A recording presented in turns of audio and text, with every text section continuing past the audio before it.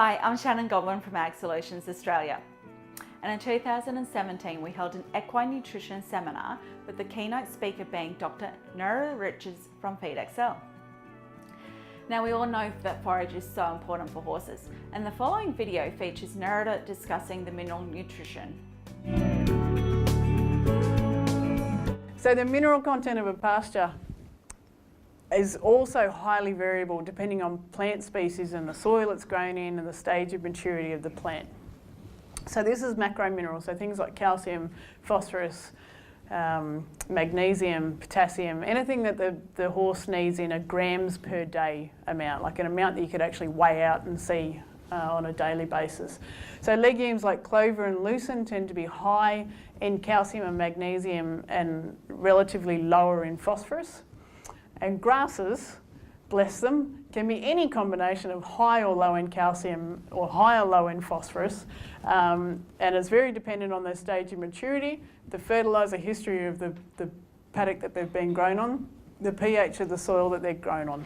So I cannot walk into a paddock, despite having sampled and then analysed hundreds of pasture samples, I cannot walk into a paddock and tell you what the calcium and phosphorus level of a grass is going to be, because you just can't tell.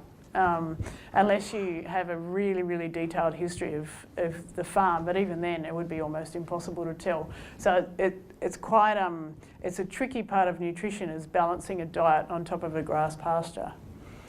Magnesium varies with soil conditions, and it also varies a lot with stage of maturity. It's a little more predictable, so the greener and lusher a grass is, the lower the magnesium content, and then as it matures off, the magnesium content will increase.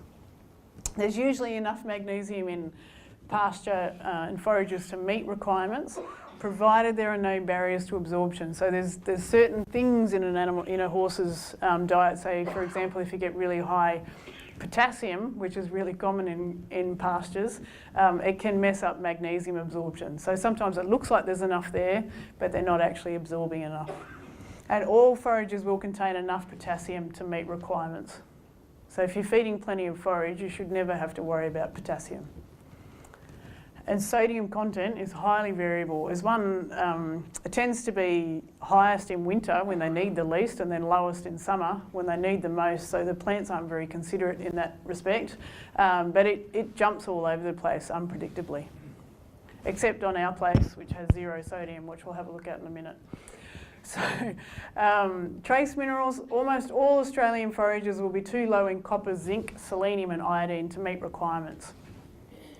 So manganese is highly variable. You get really high manganese levels, and usually if you go and measure the soil pH where you see these high manganese, so I'm talking 400 milligrams per kilogram is a really high manganese level. Generally if you see that and you go and test the soil pH, it'll be an acidic soil.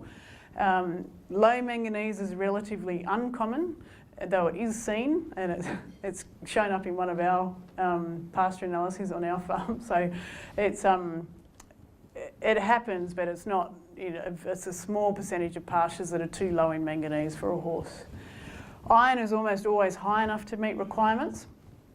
Although there was a really interesting study done, it was quite a long time ago now, but they had a group of weanlings and they put half in a paddock and they put half in stables. And the ones in stables, what they would do is actually go out to the same paddock that the ones in the paddock were in and cut the grass and carry it inside for them and feed it to them fresh in the stable. And what they found was that the ones in the stable, even though they were eating exactly the same thing as the ones out in the paddock, they actually became anemic.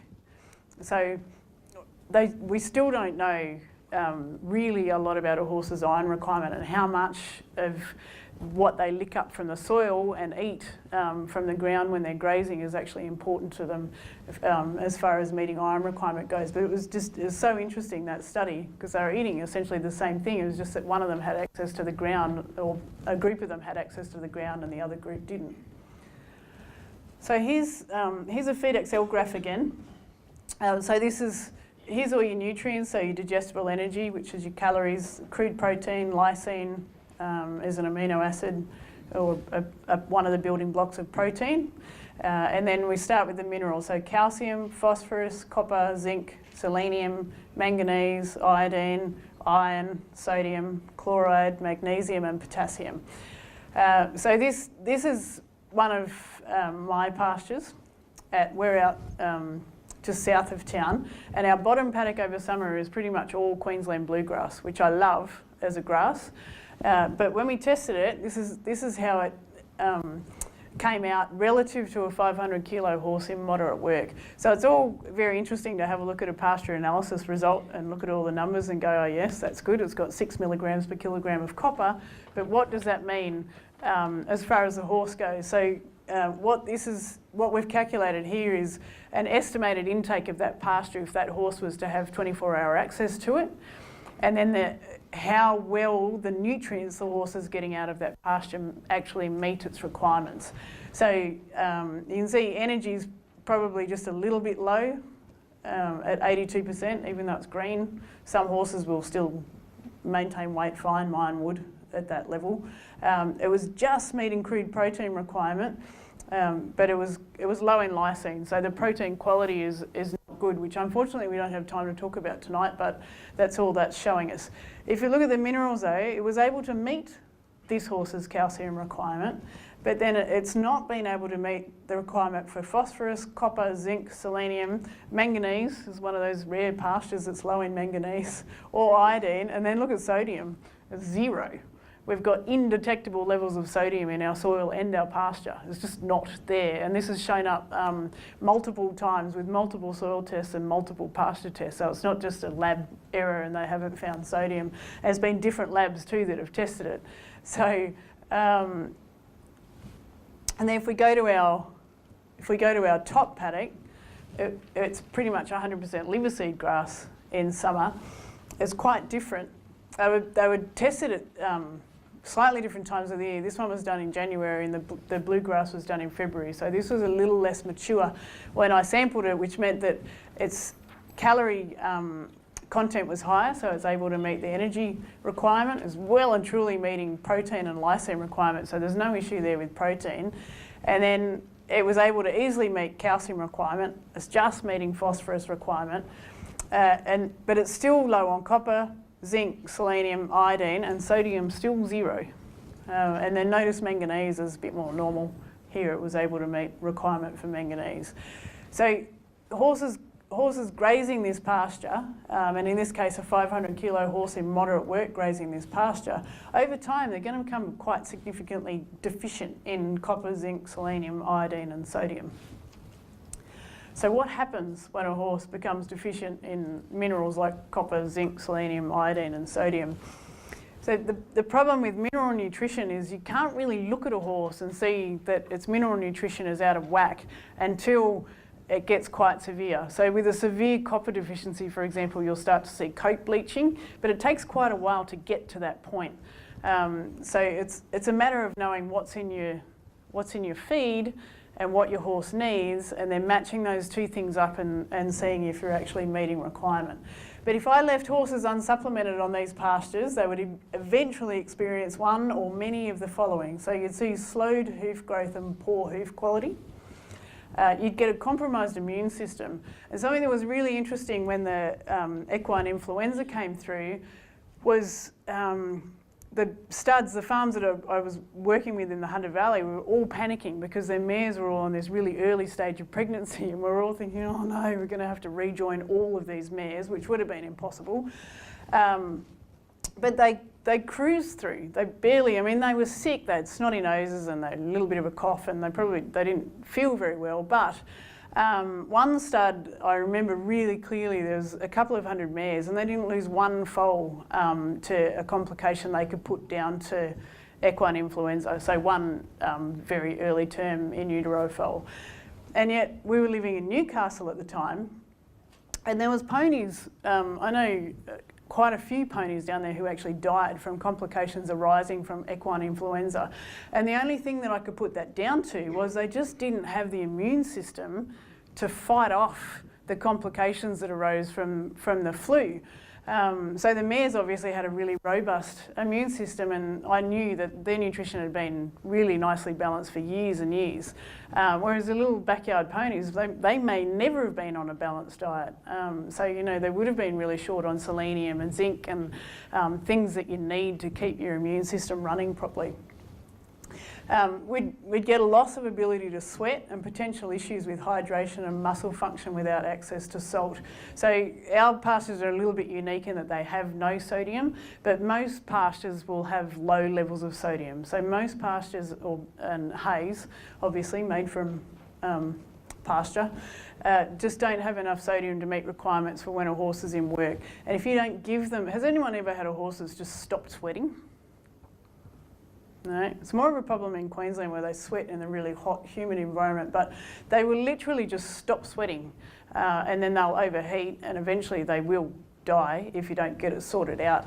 And usually when someone rings me and says my horse has just stopped sweating, if we get salt and electrolytes back into them, you're giving them the ingredients they need to make sweat again, because sweat's made out of certain stuff, and if they don't have the stuff they need to make the sweat, then they can't sweat.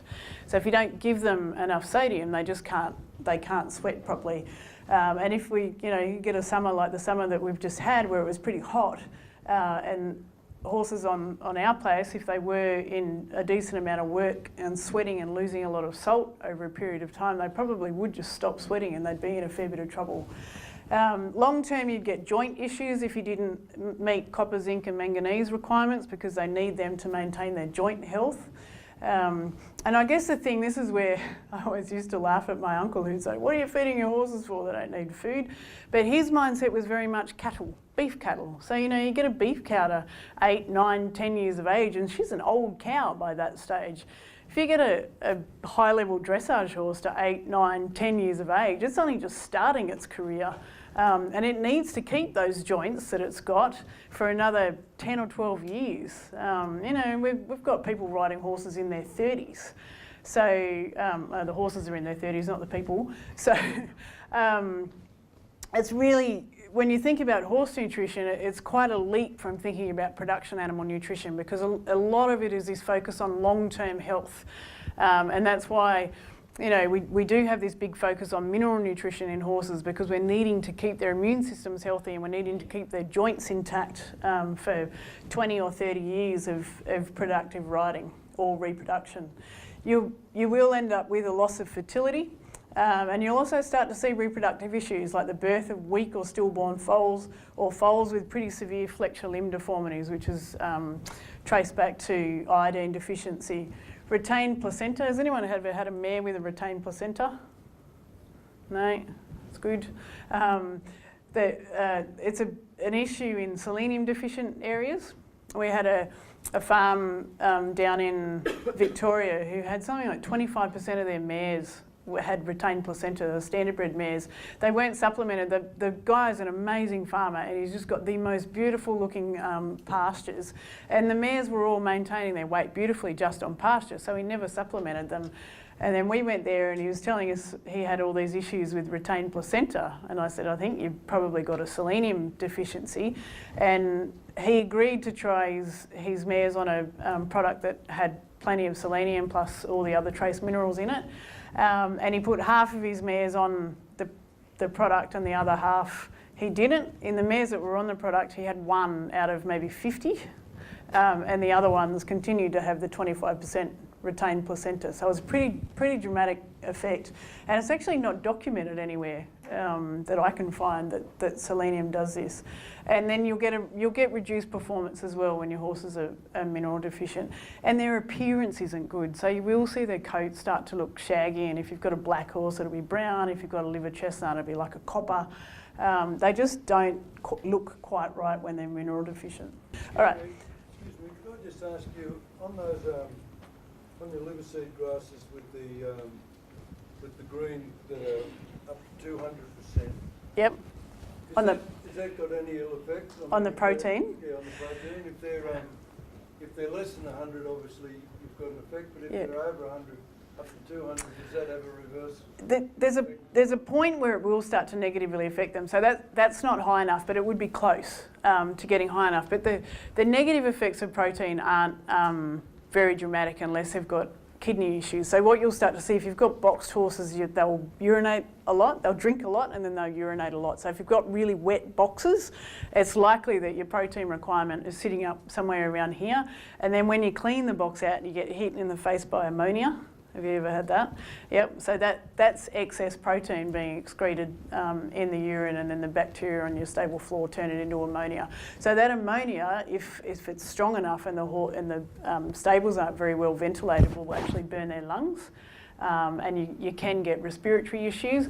The other main issue with high protein is because they're having to excrete a whole heap of extra nitrogen, they need to drink a lot of water, and then they urinate a lot. So if you had an endurance horse that's out doing 160 Ks and it's urinating a lot because it's eating a high protein diet, it becomes dehydrated so much faster than it would if it was on a diet that was just meeting protein requirement.